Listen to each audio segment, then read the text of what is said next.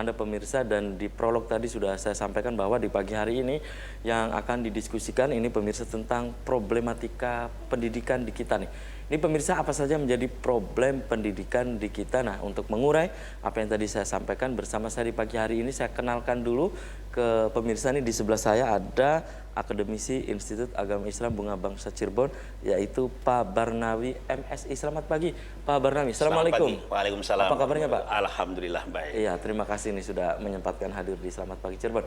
Dan pemirsa, di sepanjang acara ini saya mengundang Anda bisa bergabung di nomor yang ada atau tertera di layar kaca Anda pemirsa. Anda bisa di 0231 482138 atau Anda bisa untuk memberikan pertanyaan dan juga pendapat Anda melalui SMS atau ke nomor WA yang ada di layar kaca RCTV ya. Problematika pendidikan. Nanti silakan Anda bisa menanggapi apa yang nanti disampaikan oleh Pak Barnawi MSI. Dan saya ke Pak Barnawi nih. Pak Barnawi, dalam kacamata Anda sebagai akademisi, apa sih yang menjadi problem dari dunia ataupun ranah pendidikan di kita? Apa di antaranya menurut Anda? Silakan Pak Barnawi. Terima kasih. Jadi ada beberapa problem yang berkaitan dengan pendidikan kita. Sebenarnya itu complicated.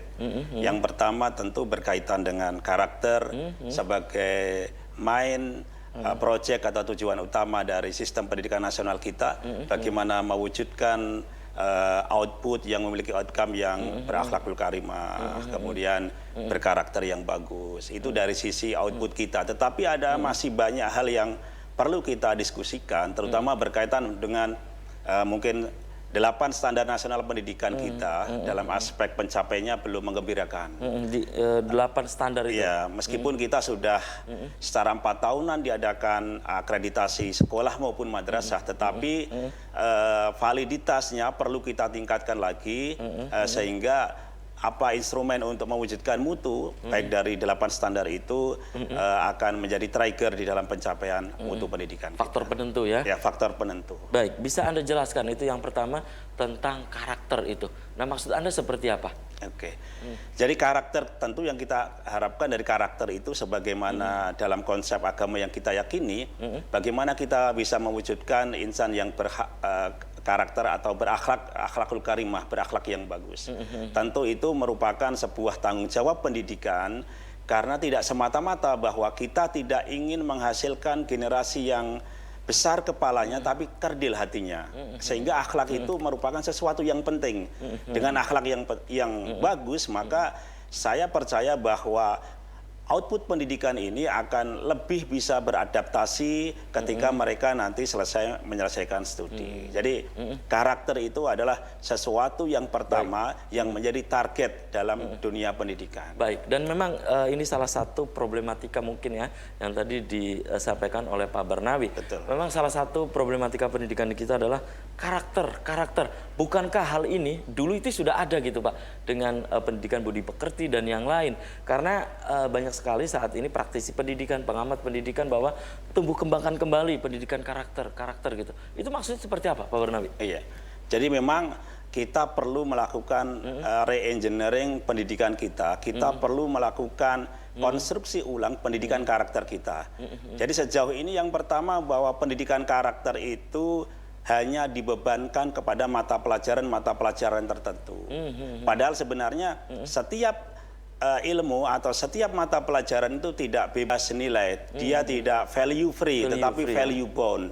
Jadi setiap mata pelajaran mengandung nilai. Jadi tanggung jawab karakter itu tidak semata-mata dibebankan kepada guru mata pelajaran agama, guru PPKN, tetapi bagaimana seluruh stakeholder di sekolah itu bahu-membahu saling mengingatkan, saling bekerja sama mengenalkan nilai-nilai sesuai dengan karakter masing-masing pelajaran. Misalnya, kalau matematika itu bagaimana kita mengajarkan sesuatu itu sifatnya exactly, bahwa sesuatu itu ya harus presisi.